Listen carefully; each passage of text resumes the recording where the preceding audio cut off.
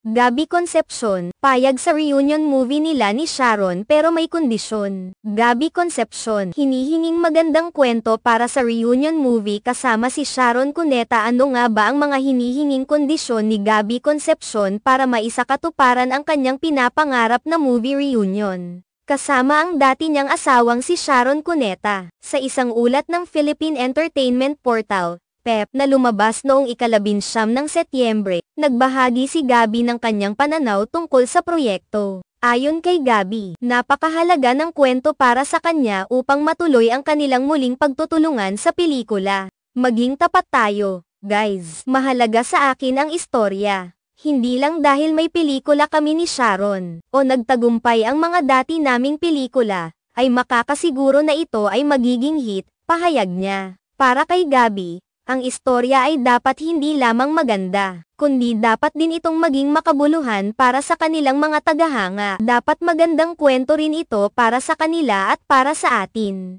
Kapag napanood natin ito, gusto nating maramdaman ang saya, dagdag niya. Ipinahayag din niya na marami na siyang tinanggihan na mga script mula sa mga producer para sa isang Gabby Sharon movie dahil sa pagkakapareho ng mga kwento. Nakita ko ang pattern ng mga kwentong ito at sa tingin ko, hindi ito ang nararapat na proyekto para sa amin, ani Gabby. Kaya naman, ang nais ni Gabby ay isang bagong kwento na hindi lang basta makakasunod sa kanilang nakaraan. May mga ideya na rin siya sa kanyang isip, at handa siyang makipagtulungan kung sakaling ang lahat ay maayos na maipaplanong mabuti. Kapag natapos at nakuha ang tamang kwento, game na ako, sabi niya. Sa ngayon, ang mga tagahanga ni Gabby at Sharon ay inaasahan ang kanilang mga susunod na proyekto, habang sila ay abala sa kanilang mga aktibidad, kasama ng kanyang mga kaibigan. Magho-host sila ng Dear Heart USA Canada Tour 2024. Nakatakdang magsimula ang tour sa ika-26 ng Oktubre sa Southern California. Susundan ito ng kanilang performance sa Beverly Hills sa ika-27 ng Oktubre. Sa ika-15 ng Nobyembre, sila naman ay magtatanghal sa Lincoln, California, at sa ika-17 ng Nobyembre, patungo sila sa Las Vegas. Magtatapos ang kanilang tour sa Honolulu, Hawaii sa ika-23 ng Nobyembre. Ang muling pagtutulungan ni Gabby at Sharon ay inaabangan ng kanilang mga tagahanga sa kanilang mga nakaraang proyekto. Hindi may kakaila na nagkaroon sila ng malaking epekto sa industriya ng pelikula.